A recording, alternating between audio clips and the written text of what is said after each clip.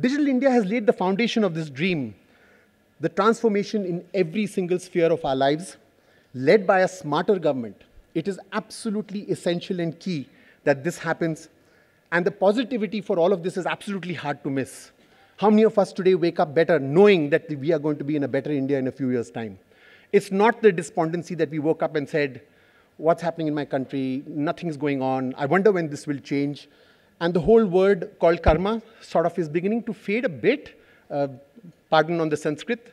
But at the end of the day, people are saying, I can take charge of my life, I can make a difference, and that things will move around me in a way that I can only begin to dream of from a positivity perspective. Coming to smart cities, we hear this one quite often. Now, what does it actually mean? It means connected devices and connected people that share intelligent data on a real-time basis. We call that the Internet of Things. It sounds like jargon. It's not. It's the ability to have better healthcare, better agriculture information, better agriculture infrastructure, and then we have to back it up with analytics. The ability to be able to take things from powerful data centers and in a real-time basis transport it out to relevant people at the relevant time. Look at what this can do for us as a country. We do want to have a ready infrastructure and an urban and a rural reach that will make the lives of our citizens much, much better. And as, again, quoting Prime Minister Modi, governance can happen through the citizen's phone. It's such a simple statement, but it is absolutely all-powerful. Technology is a fuel that will thrust this dream, and through smart solutioning and smart governance, the progress is inevitable in my mind. And very often, the simple mobile phone will act as a driver, as a vehicle of all initiatives, both in the public and the private sector. From e-governance, we can very easily move to m-governance. And that's going to happen. And then when we look at this, there will actually be three parts that we very often talk about, which is G to C, that's government to citizen, G to B, which is government to business, and then G to G, where the government needs to speak to each other. But I do believe that actually the fourth one is going to be the most powerful, and that's actually going to be C to G, where all of us will talk to the government, where all of us can pick up a phone in our drawing rooms and say, I didn't like that, or there was this public official who didn't quite live up to the promises that you as Mr. Modi are making from somewhere else. Can you imagine what this is going to do? Because that tool is in your hand, and so is the connectivity. It is going to change the way that our society is going to evolve as we go along.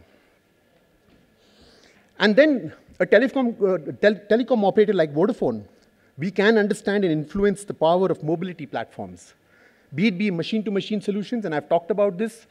We were talking about coffee, about how street lights can be monitored, whether the bulb is off or on, or if a particular lamp is consuming more electricity than it should.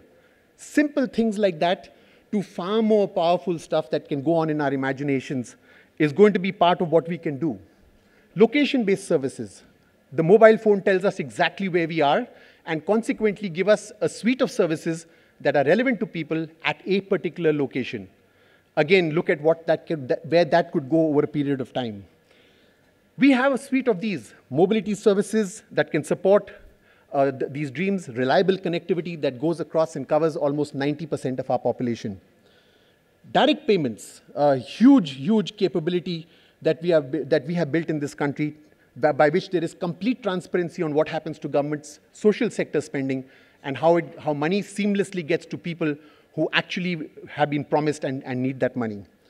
Effective applications like M-Pesa that have been rolled out, toll-free numbers by which people can reach back to government without even actually incurring any cost. The government's going to incur the cost of you speaking back to it, and just absolutely so much more.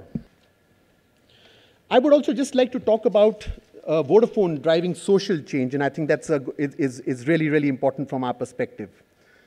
We know that value doesn't come from just the commercial part of our balance sheets and P&Ls. It's the ability to give back to society and be part of a social change where you are looked at it as a responsible corporate. We've been committed to this. And when we talk about the ability to go back to education or health or agriculture, there is the Vodafone Foundation that was set up, I think, maybe 5 years ago, that actually actively works in these areas. It enables livelihood for women entrepreneurs through an ERP application over a simple phone and creating smart classrooms. It needs to be every single classroom, not just what Vodafone can touch at the tip of the iceberg. We have been taking these steps in changing India digitally already from what we as a company are able to do. This is already work in progress. Lastly, Vodafone is a capable partner, and I'm here in this forum in anticipation to learn from all of you, to make a start towards probably a more transformational relationship between the government, between the public-private partnerships, and all the way, yes, down to the panchayats. There is a strength that we have. All of us have a dream. We seem to now have a plan, and we now need to just go out and execute this to make it a much stronger and a very real digital India dream for 2020. Thank you.